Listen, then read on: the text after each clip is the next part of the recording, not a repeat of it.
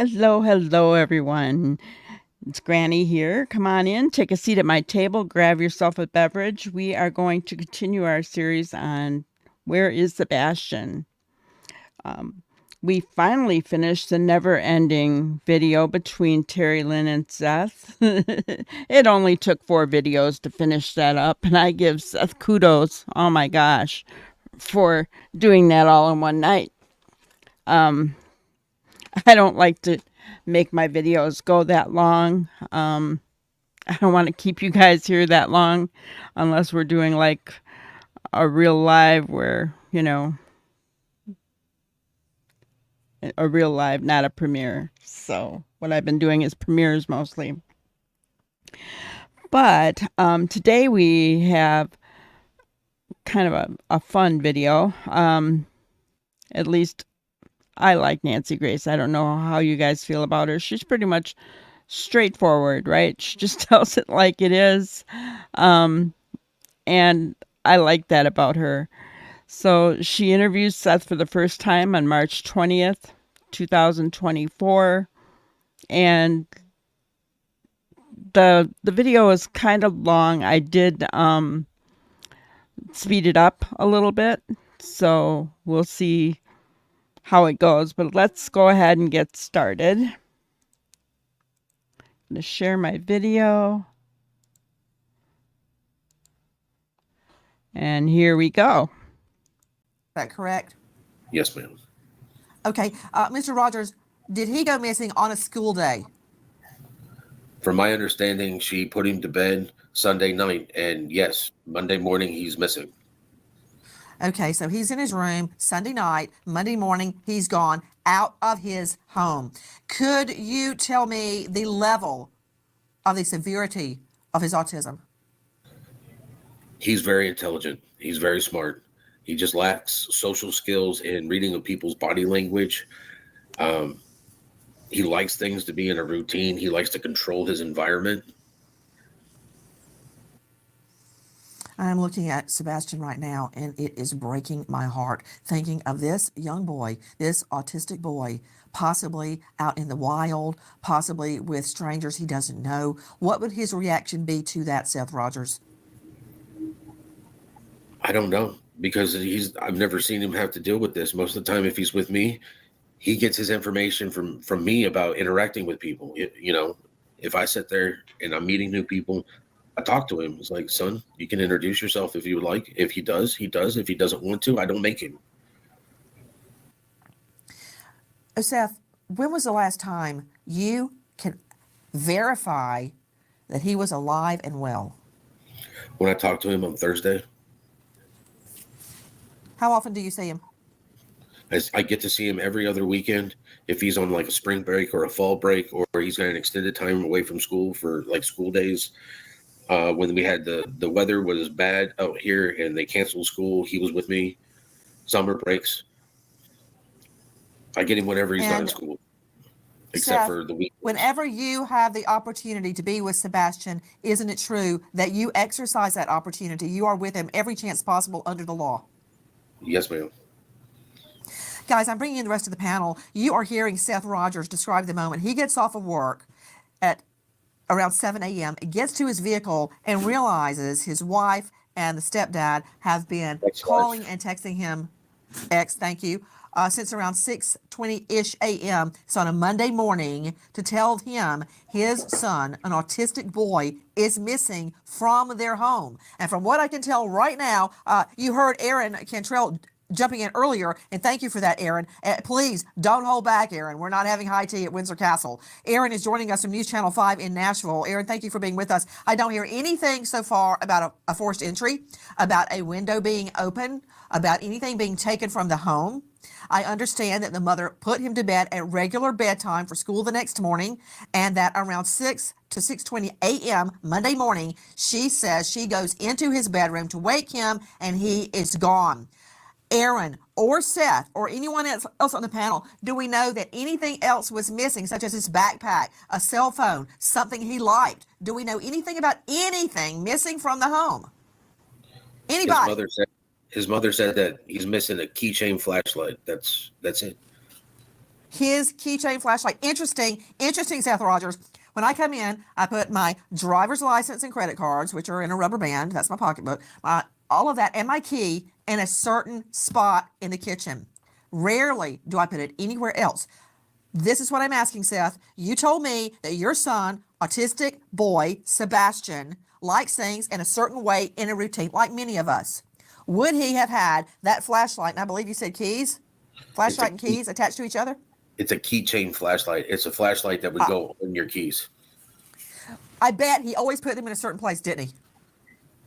In my house, all of his stuff is in his upper drawer. When the police showed up at my house to look, upper drawer, house key, wallet, everything's in his upper drawer. Aaron Cantrell, News Channel 5 Nashville. Hold on just one moment. Joining me right now is an expert, a board-certified behavior analyst, an autism expert, Chief Clinical Officer with Little Stars Therapy Services, Courtney Lasky. Thank you so much for being with us. Isn't it true that autistic children, like many of us, like things to be in a certain order for many, many varied reasons? If this was missing from Sebastian's home, I would venture to hypothesize he took it with him. Correct. Yes. And, without knowing Sebastian personally, I can't make any assumptions about his behavior, but knowing that this was not a typical history for him to wander, to leave the house in the middle of the night, it is interesting that he did leave with that keychain flashlight. Another thing, which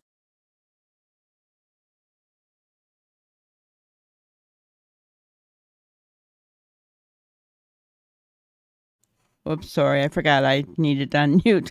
I wanted to take a quick minute to say what I found interesting is that she said that Katie went to his room about 6:20 a.m. and he wasn't there. From the interviews that Katie has done before, it was 6 o'clock. Just wanted to point that out, guys. which is quite the dichotomy, Courtney Lasky, and I'm going to throw this to you as well, Seth Rogers. If he was in such routine, as I believe he was, due to his circumstances being autistic, why would he have left without his shoes? That is not his routine. This is not a child that leaves the home without his shoes. First of all, Seth, how do I know he didn't have his shoes?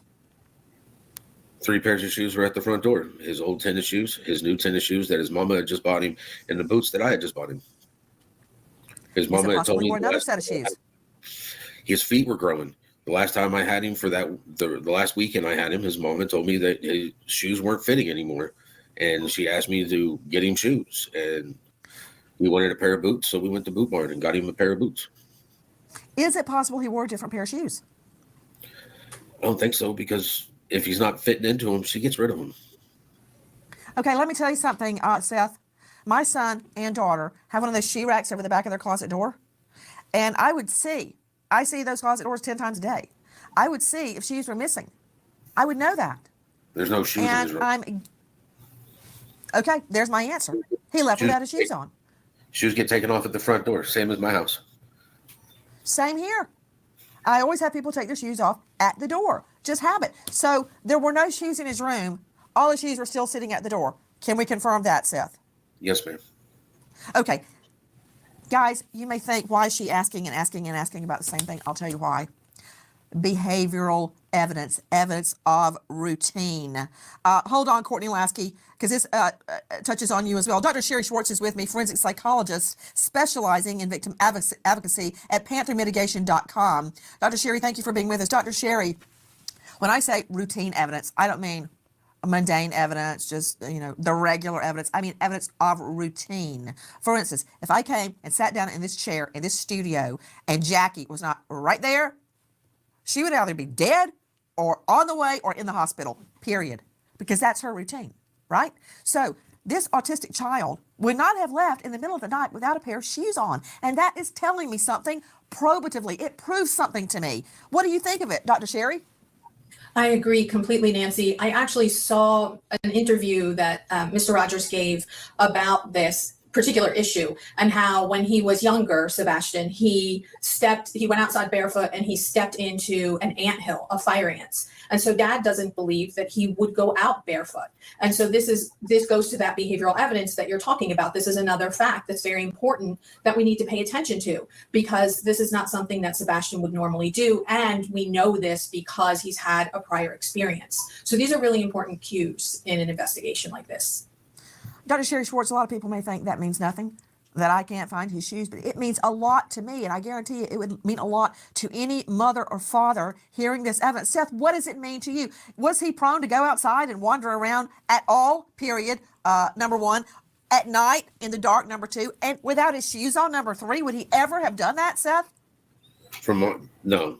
I mean, the only time he goes outside at night at my house is to put the trash in the trash can, which is right outside my front door.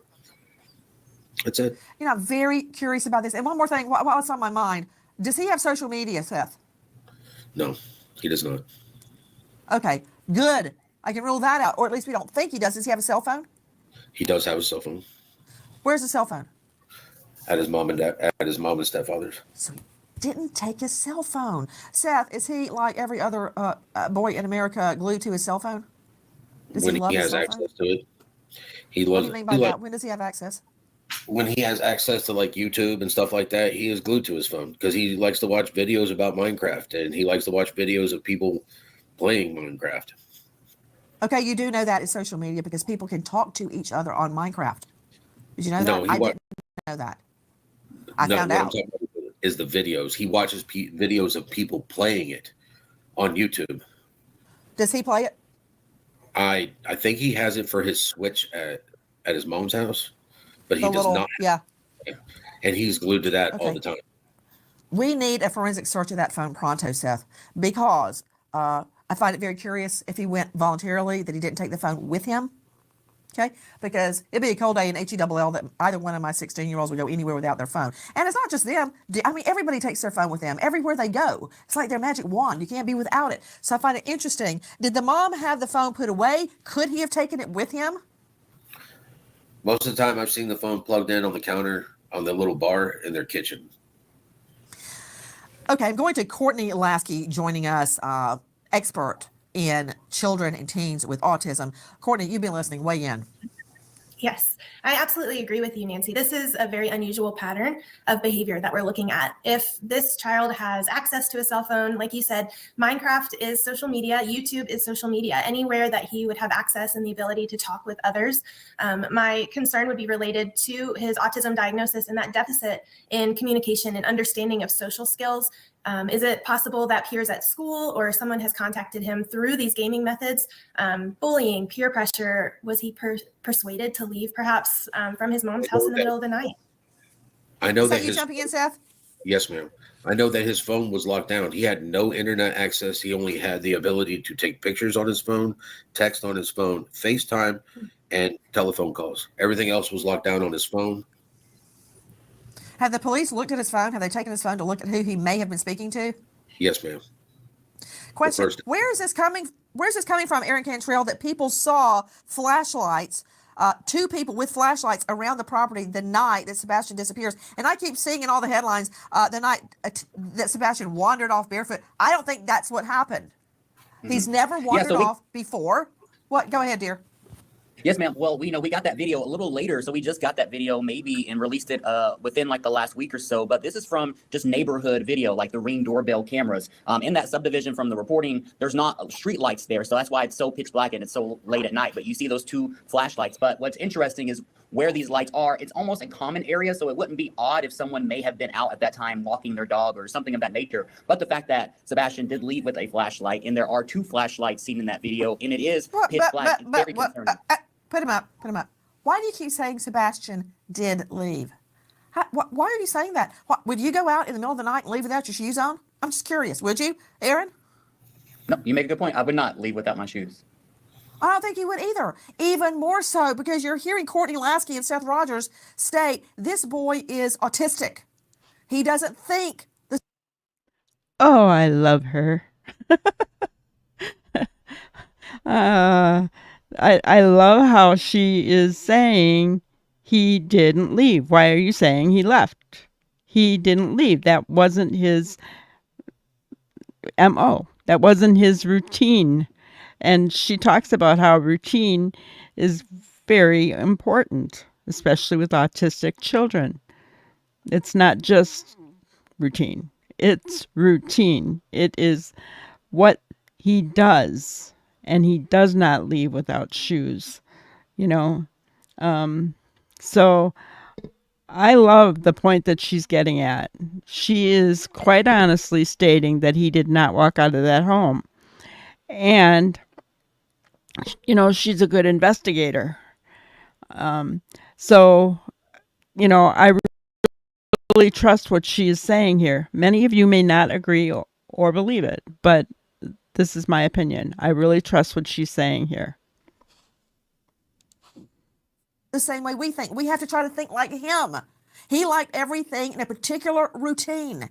His routine was he wore shoes every time he went out after the ant bed incident. Okay? So, no. Why would he go missing? And let me ask you something else, Aaron Cantrell. Isn't it true that Emergency Management Agency Director Ken Widener has told us that the canines could not pick up a scent outdoors? Exactly. They have not been able to pick up a scent. They had a false hit, but then that did not turn out to be anything, because when Sebastian went missing, it was kind of a warm day that first day. But after the next day of the search, it went extremely cold. It was rainy, which made it even more concerning, because here you have this 15-year-old who has autism with no shoes on and, maybe a sweatshirt and sweatpants, but it is now cold. So they were concerned about hypothermia as well. So a lot of factors kind of changed the search as well, but they have not picked up a scent at all.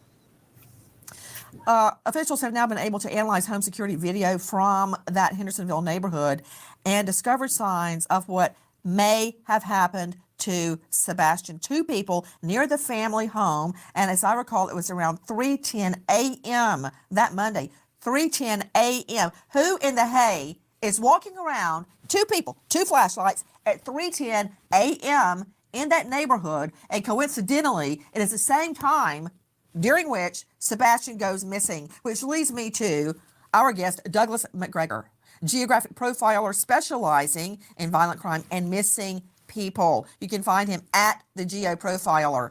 Douglas, thank you so much for joining us. A lot's happening right here. No canine scent outside. No shoes. No break-in. No theft. The phone's still there. Weigh in. So if we look at each of these, the no shoes thing, there's a lot of autistic people who actually enjoy going barefoot. It connects them with the earth. They like that texture, that feel. There's a whole campaign, barefooting for autism. So I know that, and I did read the article. Okay, let me stop you right there, Douglas. Let me stop you right there. Seth Rogers, he's right. But does that have anything to do with Sebastian? Did Sebastian go barefoot outside? Was he part of Barefoot for Autism? Do you know? No, he's got a pair of slippers that he wears, so he doesn't have to put on socks and shoes. He puts those on if he's going to go out to the trash or check the mail and doesn't want to put socks on. Have you seen him since the ant bed incident go outside barefoot? No, not at my house. Okay, all right. Back to you, Douglas McGregor. Go ahead. So continuing on with just how he left the premises, the other question I have is the wording that law enforcement is giving out with regard to what he was wearing, the clothing, that he was in a black sweater and black sweatpants. How do we know that? Did he go to bed in that clothing? How do we know he didn't wake up in the middle of the night and change clothing? I think the wording should be he may be in a black sweatshirt and sweatpants, or he may have those things on him if they are missing from his house. But we don't know that he left in those. That's a really good point, Seth Rogers. What about it? Is that what he slept in? How do we know that's what he was wearing? His mom said that he was wearing black leisure pants and a black T-shirt when he went to bed. Guys, I want you to hear what Eric Craddock, Chief Deputy of Sumner County Sheriff's, has to say. Really wanted to come to the community and ask for your help. We need you to search your properties every day, morning and night. If there's a shed or a crawl space or up under your mobile home or a tarp that's in your yard, check it every morning and check it every night. Look for any details that something has been disturbed. If there's a shirt that was there today that wasn't there yesterday, notify us. You can really help us by searching your own property twice a day. Like I said, we're operating under the assumption that Sebastian walked off, and we really need your help to ensure that he is brought home safely. Did he? Did he walk off? If so, why are canines not picking up his scent. I can tell you this, Seth Rogers, and to you, Douglas McGregor, the best witness I ever put on the stand in all the years I tried cases, and I don't mean shopliftings, I mean felony homicides, violent crimes, was a dog. If the dog tells me the dog cannot pick up a scent, I believe the dog. I love that too. And I have been saying for quite a while through all these videos that there is no evidence that Sebastian walked out that home. There's no scent from the dogs. Yes, there was a scent picked up early on, and they realized that, and they later said it was a false scent. So getting back to evidence, exactly what Nancy is saying here, there's no evidence that he walked out of that home. I'm having a hard time accepting what I'm hearing, that this young autistic boy just wandered out in the middle of the night without shoes on. Okay, back to you, Douglas McGregor. Tell me more of your analysis. So looking at what the canines were able to pick up, those canines should be picking up multiple scents. And it's all based on Sebastian's routine activities.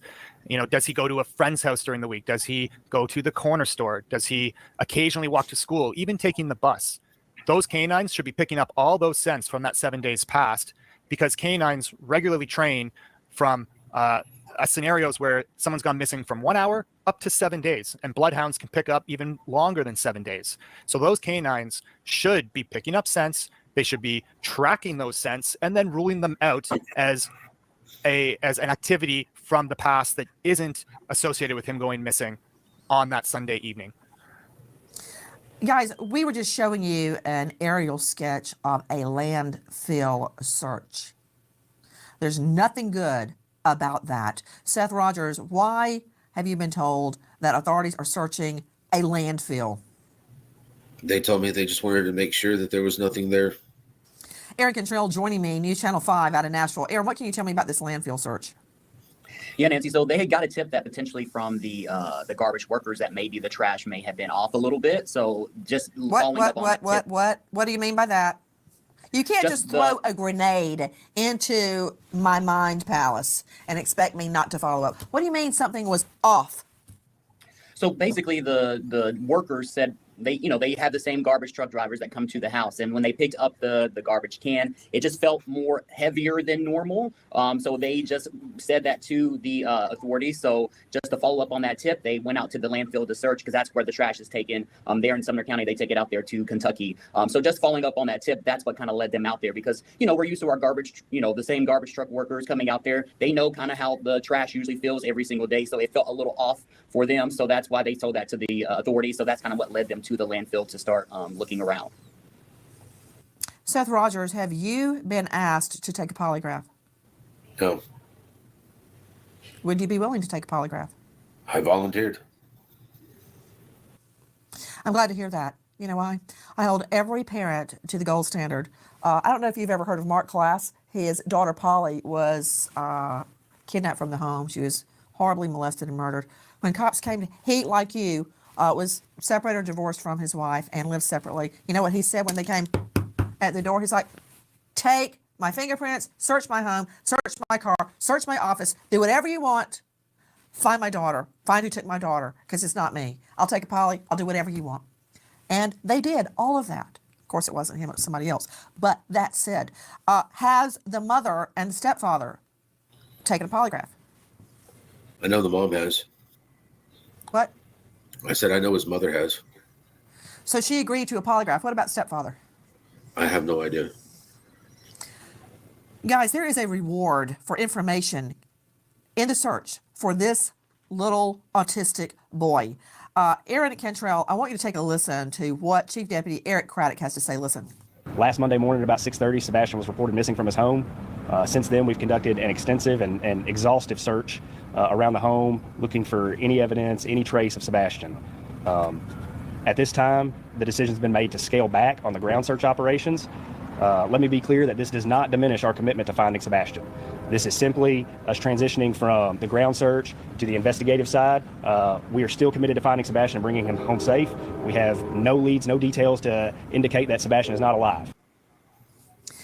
From what I know, I can tell you that at this juncture, the family has totally cooperated with police. I'm curious about these flashlights. Back to you, Aaron Cantrell, joining us from News Channel 5. Aaron, I'm deducing, nobody's told me this, that the flashlights of apparently two people were seen in that neighborhood. Was it on Ring Cam? Yeah, they believe it's a kind of a neighborhood kind of video, so either Ring or some version of that in the neighborhood, which I'm in a Facebook group called Finding Sebastian Rogers, and neighbors have posted in there, like one neighbor said if he would have walked near their house, you have those automatic lights that sometimes come on, but that didn't come on. But in the video with the flashlights, you see two flashlights. That's all you can see because it's so dark. There's no street lights in the neighborhood, but you see two lights walking towards kind of a to the right of the video. But then you see, I think it may be into a wooded area, and then one of those both of those lights disappear. But then you see one person stay away, but then some other person or thing comes back into the camera. So that's kind of odd too, because you see two flashlights leave, and then you see some sort of body of something of one person walk back through the camera. I'm curious, how close were the flashlights to their home, to Sebastian's home?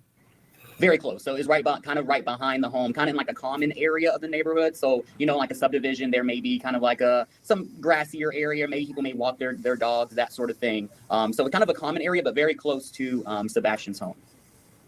So these flashlights of, we think, two people were right behind Sebastian's home. Is that correct, Aaron? Yes. Okay. Are you also telling me that there are lights that come on automatically that are motion censored on Sebastian's home? That's what one of the neighbors alluded to in a Facebook post early on in the investigation. There was a Facebook group started, and, right now it's flooded with a lot of individuals. In the beginning, it was definitely more just family and neighbors. And one neighbor did mention that if he was to have walked by their home, their motion lights would have come on if he walked on the side of their home. So that was kind of odd too, because that's why the neighbor said that was suspicious to her, because her light normally comes on if anybody walks past the home. And Aaron, those lights, the motion activated lights on Sebastian and the neighbor's home did not come on. No, which is in the video when you see the flashlights. That's why all you can see are the two dots of the flashlight. You can't really see anything else. Aaron, this Ring doorbell camera or something similar, did it ever show those outdoor light sensors coming on that night? Not in that particular video. So that's the only video that we've been able to get our hands on. Authorities have said they've received several videos and things of that nature sent into them. But all they could confirm for us with that video was that was one of the pieces of evidence that they are looking at, and they are aware of that video. But authorities could have other videos that they're looking at, but that's the one that we've been able to get our hands on, which is just very odd considering, again, Sebastian, they have said that he had. Okay, guys, I have felt for a long time, especially with the new overlays that the mob crew did. I could be wrong about the name of the creator, but if any of you know what I'm talking about, he actually did overlays of exactly where these flashlights were coming to. You could see a car, see a vehicle, kind of figured out that it was an SUV. I have said for a long time that I felt that flashlight video was really important. And the other thing that I feel is really important is that thump that Katie heard. So those two things together, to me, have a huge importance to this case. That flashlight with him. Douglas McGregor, it grows curiouser and curiouser, to coin a phrase, because if he had walked out of that house, those motion sensor lights would have come on. But from what we can deduce, they didn't. Yeah, exactly. And I've seen the video. And my first question would be, let's just set aside the motion sensor lights for a moment. Who would he leave that house with if it wasn't one of the three parents? Who would it be? And those, that would be the next step in the investigation at that point, looking at that video. And Seth, who can verify his last conversation other than the mom and the stepdad? He was at school on Friday. You spoke to him Thursday night. He was at school on Friday, correct? Yes, ma'am. So I know he was alive and well say at 3:30 on Friday afternoon? Who saw him other than the parents from that afternoon, 3:30-ish, till we find out he's missing on Monday morning? I don't know who else. Seth? So I don't I don't have know. any proof of life between Friday afternoon and Monday morning? I haven't been informed of anything. My only proof of life would be Katie, his mom. Okay, who is cooperating with police? Guys, I want to give you the tip line again. 615-451-3838. Repeat. 615-451-3838. Listen to Sebastian's mom, Katie. That we love you so much and we want you to come home and you're not in trouble. I guarantee you he is loved. And trust me, the open arms are waiting for him to come home. From every parent to every family members to probably everyone in the community. But there's no malice. We just want our boy home. Bad. Badly. That is from WSMV4. That also has the full discussion with Sebastian's mother, the full interview. WSMV4. To you, Seth Rogers, what are your final thoughts? I'm just looking for my son. I want him to come home. I need people to look at his picture. Keep your eyes open. Keep your head up. If you see him, please call 911. I need my son back. Do you think he left that home alone? I have no idea what to think. It's not like him. Seth, am I missing anything? I'm missing something. This puzzle just isn't making sense. There's missing pieces to it. There's There just really missing are. pieces. I've been following the search, and law enforcement has done a thorough job of using different assets at their disposal. But the search needs to be expanded. The number one reason that autistic children go missing are runaways, endangered runaways. And once that hits a certain point in time, statistically, it turns into a parent abduction is the number one leading cause. But based on his age, they need to expand this search. Where might he go? What method of transportation might he have? Did you hear what he just said? Based upon a certain point of time, the investigation leads into parent abduction. Not my words. I just repeated them. And they need to research everywhere that they've already searched within the 5 mile or 10 mile radius, because autistic children, they have a tendency to hide or avoid stimuli. So just loud noises in general, helicopters, sirens, people shouting, they may hide, they may seek out crevices. That construction site that the dog hit needs to be researched thoroughly. And this is something that not only law enforcement can do, but the parents can get together, volunteer searches within the community to search these areas as well. Hold on, let me understand something. Aaron, you told me that the dogs had not made a hit. Wasn't that a false positive at the construction site? Yes, ma'am. But still, it needs to be further investigated. Back to Seth, you keep saying that a piece of the puzzle is missing. Something is missing. It doesn't add up. What do you mean by that? Something it doesn't add up. For him to break routine and to leave the house with no shoes, no socks on, no coat, something just doesn't make sense. Guys, please help us bring Sebastian home. This boy needs us. 615-451-3838. Goodbye, friend. Guys, thank you for watching Crime Online with Nancy Grace here on YouTube. To get the very latest, subscribe to Crime Online here. Okay. So, you heard it.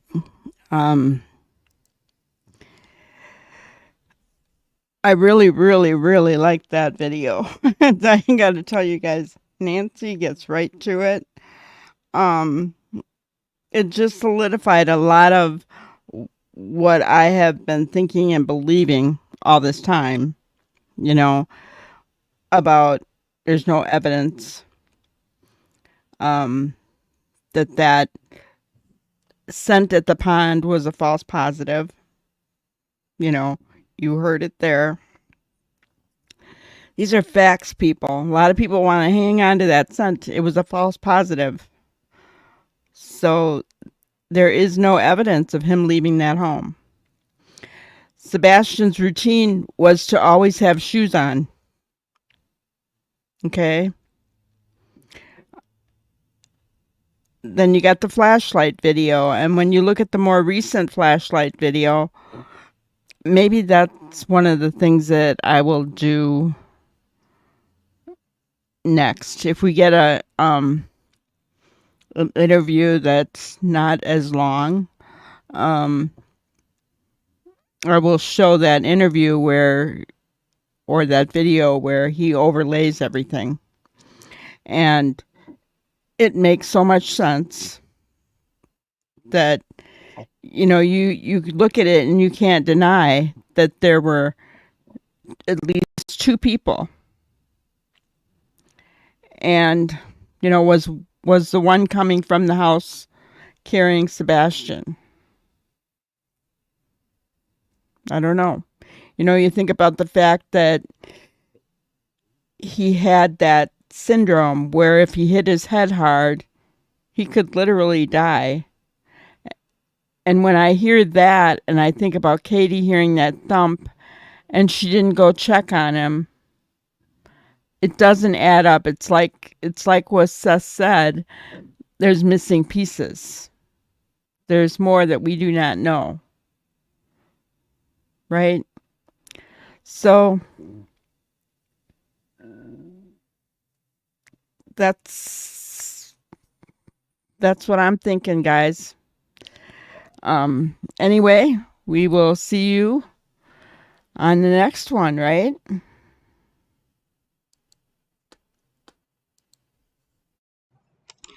Thank you for watching another episode of Granny's Crime Busters. We really appreciate each and every one of you. Don't forget to subscribe and like and even share the content. You can follow us on any of our other social media platforms at YouTube, Twitter, Instagram, Facebook, and TikTok. We really appreciate you guys, and you can also email us at granniescrimebusters@gmail.com. Thank you so much, and we will see you on the next one. Thanks, guys.